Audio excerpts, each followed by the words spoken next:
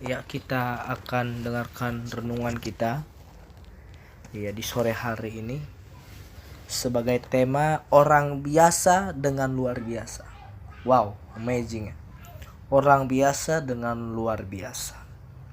Itu tertulis di dalam Roma 7 ayat yang kedua. Begini ayatnya, sebab di dalam batinku aku suka akan hukum Allah. Sekali lagi, sebab di dalam batinku aku suka akan hukum Allah. Wow, sebenarnya saudara-saudaraku yang dikasih Tuhan, orang biasa ya dan orang yang luar biasa itu dapat dilihat yaitu ketika kehidupannya ya kehidupannya itu suka akan hukum Allah.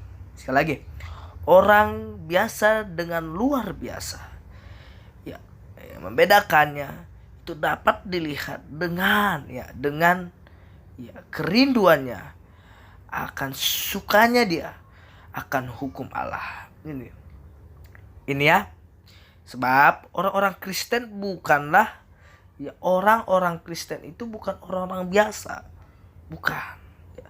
Orang-orang Kristen bukan orang-orang biasa. Jadi ya, ukuran kita bukan orang-orang biasa, karena kita adalah orang-orang yang bukan memiliki standar dunia lagi, bukan.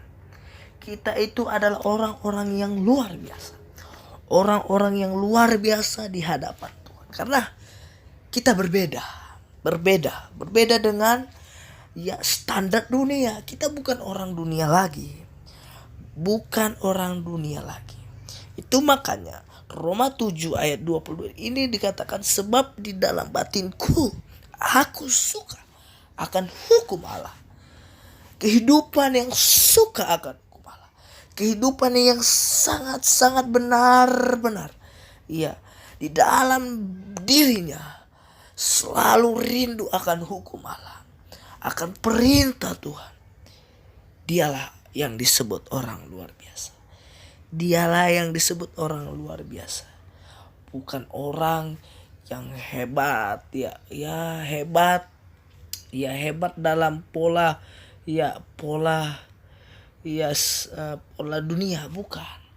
Tapi di sini di ayat ini dikatakan orang yang suka akan hukum Allah, itulah orang yang luar biasa. Kenapa? Karena ketika hubungan itu difokuskan, ketika dia selalu rindu akan hukum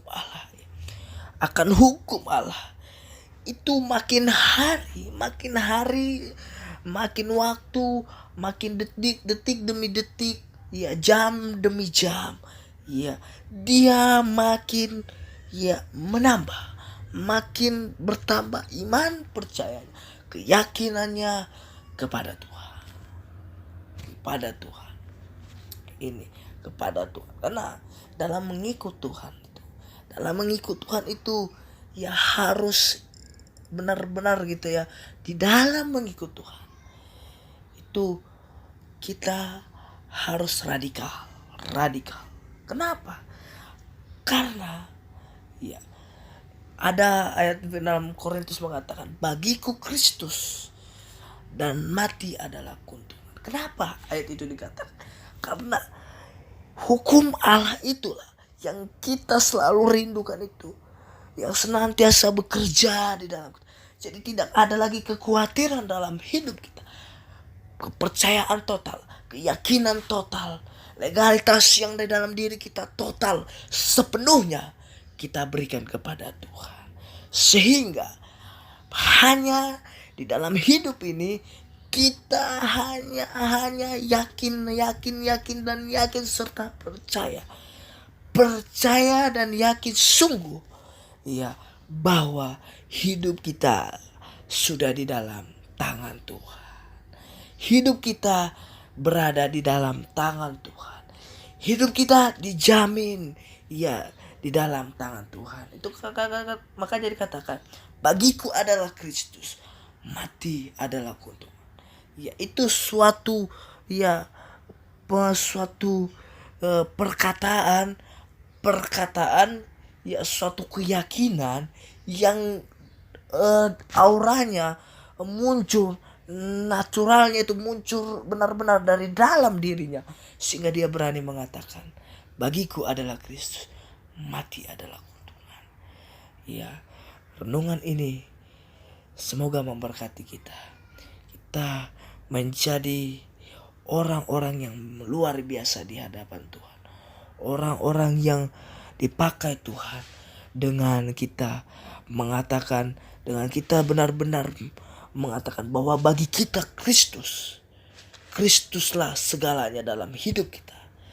Maka ketika Kristus segalanya dalam hidup kita, yang menguasai hidup kita adalah totalitas dari Kristus itu yang bekerja di dalam hidup kita. God bless you. Tuhan memberkati. Amin.